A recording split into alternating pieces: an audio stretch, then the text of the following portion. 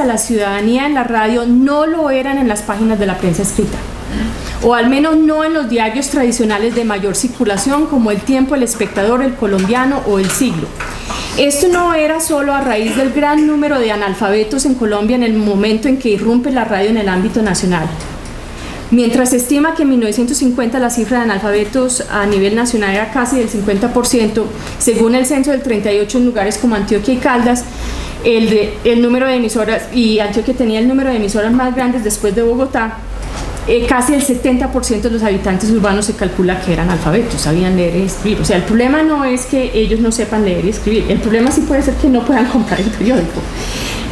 Pero es más que no tienen una manera de llegarle, en la manera que sí tienen para llegar a las emisoras, de hacer reflejar sus problemas en las páginas de esos periódicos, por razones que voy a explicar en un momento. Lo que impedía el acceso de ciudadanos rasos a los periódicos de mayor circulación era otro problema, o sea, no era el analfabetismo. En diarios como El Tiempo, El Espectador o El Colombiano, la página editorial era controlada por un número muy reducido de personas y reflejaban los puntos de vista de un grupo selecto y privilegiado. Incluso, y esto va a ser una queja, por ejemplo, que periodistas que apenas están haciendo sus pinitos en esos años de los 30 y los 40 comentan, y muchos de ellos se pasan para la radiodifusión en los 60 y los 70, es interesante. Y comentan que era casi que imposible que les publicaran un artículo en uno de estos periódicos, y lo que pagaban eran las chichiguas, si les pagaban. Muchas veces era sencillamente que usted había escrito algo y usted lo llevaba a ver si de pronto le llamaba la atención a don Luis Cano, si de pronto se les ocurría en El Colombiano que valía la pena, y le decían, bueno, preste para acá, le pagamos $1. Era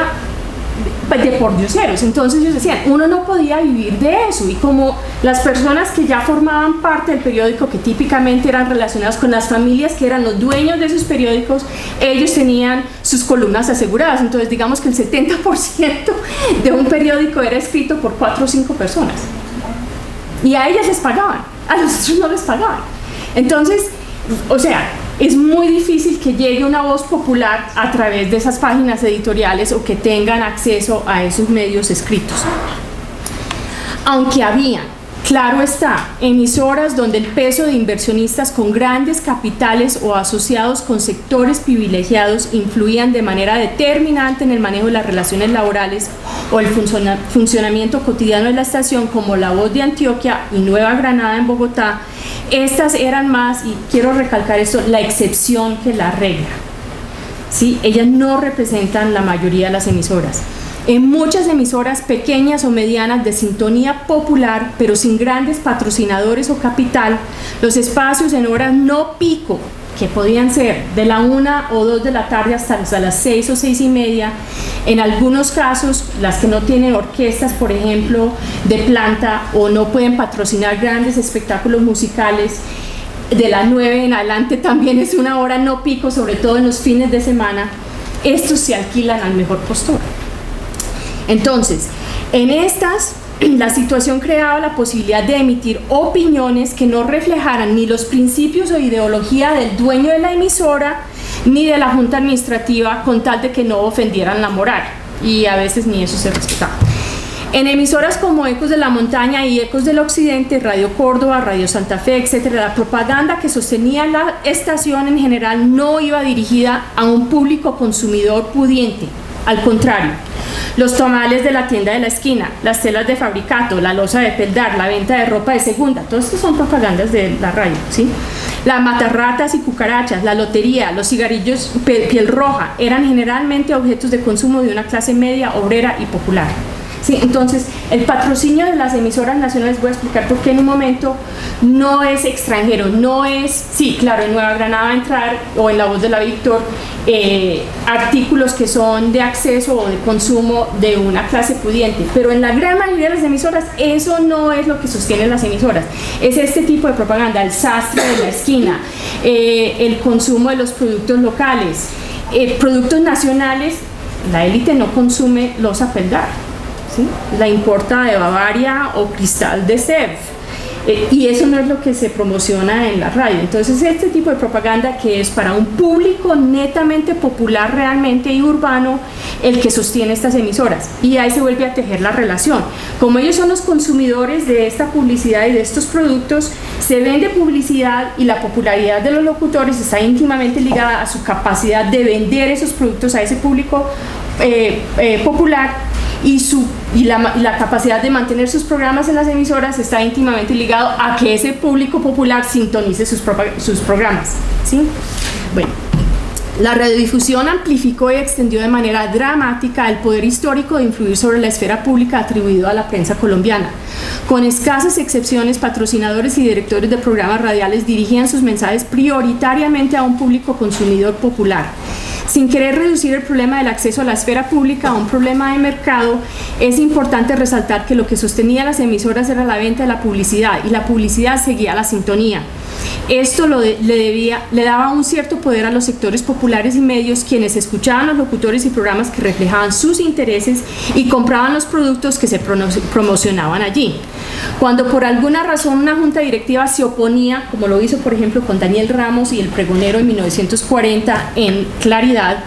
al contenido editorial de un director de radioperiódico por criticar alguna autoridad o entidad económica, en ese caso Daniel Ramos criticó a la Federación de Cafeteros y dijo que no le ponía atención a los pequeños productores y solamente se interesaba por los grandes productores, la junta directiva se queja al dueño y dice: saque ese radioperiódico de la emisora, despidan a ese señor. Y el dueño de la emisora dice: pero si es la publicidad más pagada de toda la emisora y tiene una sintonía altísima.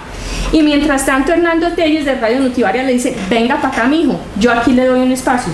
Porque el radioperiódico o figuras como esta se vuelven una especie de branding para las determinadas emisoras, y hay una competencia. Si no tienen un espacio en un lugar, sencillamente se van. Si ellos tienen publicidad y un público, pueden pasarse para otra. Entonces hay mucho más libertad de movimiento, en parte creada por este mercado muy particular a la situación colombiana,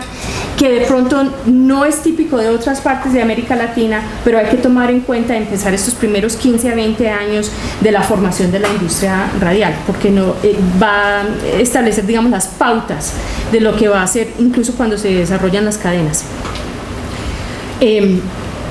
En este tipo de programa, como como el de Daniel Ramos con El Pregonero, se acostumbra a solicitar la opinión de los radioescuchas, quienes la expresan a través de visitas a la emisora, mensajes, cartas o llamadas telefónicas. No era raro en estos casos que el público viera al locutor como un interlocutor.